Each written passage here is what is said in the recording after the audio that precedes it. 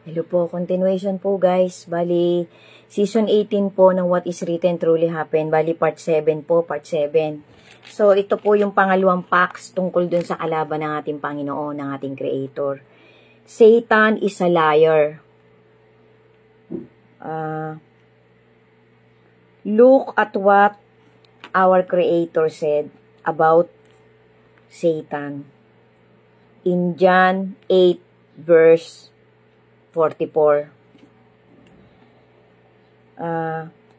Satan language speaks all lies. Yan po ang bilin sa atin ng ating Creator. So, he is incapable of speaking the truth because there is no truth in his being.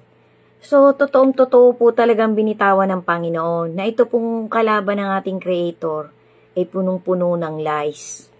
Hindi po siya qualified magsalita ng totoo kasi puro lies po talagang ang lumalabas sa kanyang bibig. Kaya po talagang sabi ng Panginoon, mag-ingat po talaga tayo. Tapos sabi pa po niya,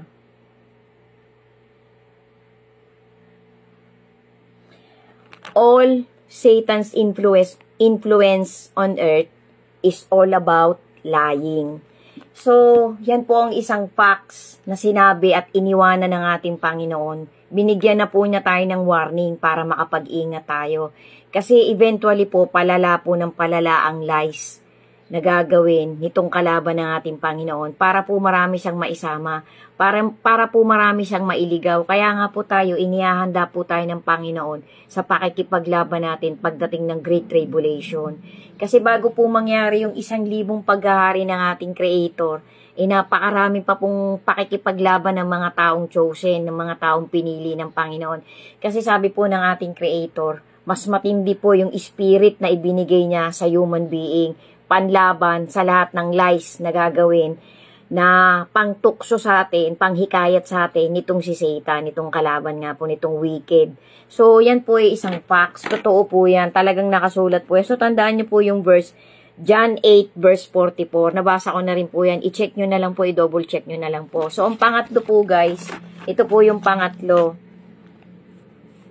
Ang unang-una pong kasinungalingang ginawa nitong masama ay nangyari po talaga dun sa Garden of Eden kay Adam and Eve. Yan po ay isang facts. Check nyo na lang po guys from John 8 verse 44. Tapos yung isa pong verse na sinabi ko ay sa sinundang part po nito ay nasa Isaiah 46 verse 9, diretso nyo po. Isaiah 46 verse 9, dire-diretso. Tapos ito po yung pangatlong facts, pang-tatlo po guys. Ito pong wicked na to is a deceiver. Manliling lang po talaga. Kasi yan pong deception, paulit-ulit po yung binanggit sa Revelation. Tapos sabi pa po dun sa isang documentary na napanood ko guys, na facts din po. Yan pong materialism at deception, yan po ang magbo-boom nitong talagang bago mangyari talaga yung gitna, yung climax ng Great Tribulation. Kaya pakaingat po tayo. Kasi ito pong wicked na to, uupo po yan talaga sa trono bilang isang Diyos. Ang dami po niyang mabobola, ang dami po niyang kasi magpapanggap po siyang mabait magpapanggap po siyang marami siyang ipapakitang milagro. Kaya nga po sabi ng Panginoon, mag-ingat tayo. Pasadahan po natin araw-araw, madalas po nating basahan yung nasa love letter ng ating Creator na nasa Matthew 24. Yan daw po yung pinaka-perfectong pagpapaliwanag ng ating Creator tungkol sa paparating na tribulation na mangyayari talaga dito sa huling humanity, sa last generation natin. Yan po talaga yung kumbaga sa yung pong Mark 13, Lucas 21, Luke 21, at saka po Mark 24. Po yung Mark 24, nangunguna po yun. Mark 13, if I'm not mistaken guys, teka lang po, i-check ko po sa sa notes ko. Yan pong Mark 13, Luke 21, and Mark 13, Luke 21, and Matthew 24. Yan po yung pinaka-vital Yan po yung, tama, Mark 13, Matthew 24, and Luke 21. Yan po yung pinaka-vital na pag-i-explain sa atin ng banal na gospel ng ating Panginoon sa mangyayaring Great Tribulation. Kaya yan po namnamin po natin yan as much as possible habang may time po tayo guys. Kasi Yan po ang isa sa mga warning talagang importanteng vital po, napaka-vital verses po. Hanggat maaari po, inuulit-ulit ko po yan. Sabi po nung isang dokumentaryong napanood ko, pinaka-perfect explanation daw po yung Matthew 24. Kaya pasadahan po natin yan. Guys, hanggat maaari po, pasadahan po natin ang pasadahan ng Word of God. Kasi ano po, hindi po natin alam guys kasi sabi nga po sa Holy Scripture ng ating Panginoon, yung bilin niya po, dadating po talaga ang bigatin san. Mismong ang bigatin san po, hindi niya po alam kung anong oras sa babalik eh.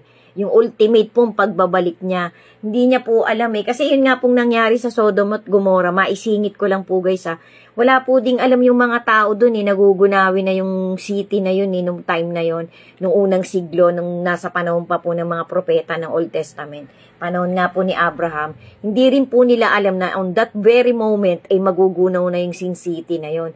So parang kung i-analyze po natin, kung i-visualize po natin guys, parang ganun po ang mangyayari. Parang ganun po. Binanggit ko na po yan dun sa ibang season ko eh na may 10 bagay o 12 bagay na ginagawa ang tao pagdating ng tribulation. Nga pong nagpapakasal, namimili, nagbebenta, tapos gumagawa, nagbi-building, kumakain, nagsasaya. Yan po yung yan po yung panliligaw ng wicked eh. Kasi para po marami siyang mahikayat, para po talagang lumigaw yung trajectory ng buhay natin tungkol sa mga salita ng Panginoon. Kasi sabi nga po hindi lang sa bawat sinusubo natin at isinusuot ng ating katawan tayo nabubuhay, kundi by the word of God.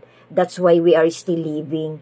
Yan po ang isang matinding binitawan ng ating Creator nung naging yung bigatin san po na naging body and flesh na hindi lang daw po sa sinusubo nating pagkain at sa mga kasuotang isinusuot natin kaya tayo nabubuhay, kundi by the word of God na lumalabas sa ating bibig, sa ating pagkatao. So talagang ang salita po ng Panginoon napakamakapangyarihan po. Yan po ang panghawakan natin guys, makapangyarihan po talagang salita ng ating Creator. Sundan nyo pa po guys, bali ang pangalawa na banggit ko na po na talagang itong masama is liar, deceiver. Tapos yung pangatlo po, yun nga po, deceiver siya. Yung pang-apat po, ito po pang-apat. The wicked is mimic. What God does, and no wonder, because He Himself make Himself a God. So ano po, parang pinaliliwanag po dito guys na ang masama talaga, lahat po ng ginagawa ng Panginoon, minimimik niya, ini-imitate niya po, ginagaya niya po.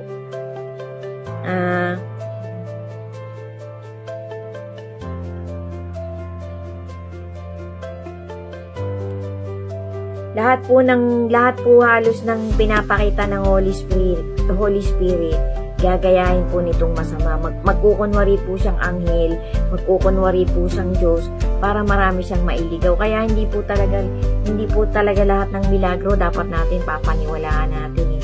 Kailangan po maging vigilant tayo. Lagi po nating susuriin kung itong milagrong ito ba galing talaga sa Diyos, galing talaga sa Creator natin o galing dun sa masama. Kasi ang dami niya pong gagawing tricks para marami siyang maisama dun sa sabi nga po, son of perdition. Tawag dito. Ama ng kasinungalingan. Siya po ang ama ng kasinungalingan. Tapos yung mga alagad niya po, tinatawag niyang anak. Kaya mag-iingat po tayo guys kasi nakakatakot po, nakakakaba po. Kasi sabi nga po ng ating Panginoon pagtibayin nyo ang kapit nyo sa akin. Panghawakan nyo yung mga iniwan ko sa inyong tagubilin. Kasi yan ang magliligtas sa inyo. Word by word po nakasulat po yan guys. Lagi po natin pagnilayan ang New Testament po hanggang Revelation. Lagi po nating pasadahan kung talagang may time po tayo. Wag na po tayong magpapetiks-petiks. Sundan nyo pa po guys. Bali 4 na po yung nabanggit kong facts. Meron pa po, 8 po kasi. Thank you po for watching. God bless us all po. Sundan nyo pa po, may karugtong pa po. Bibilisan ko po para matapos na. Thank you po and always be steadfast in your faith to our Creator. Amen.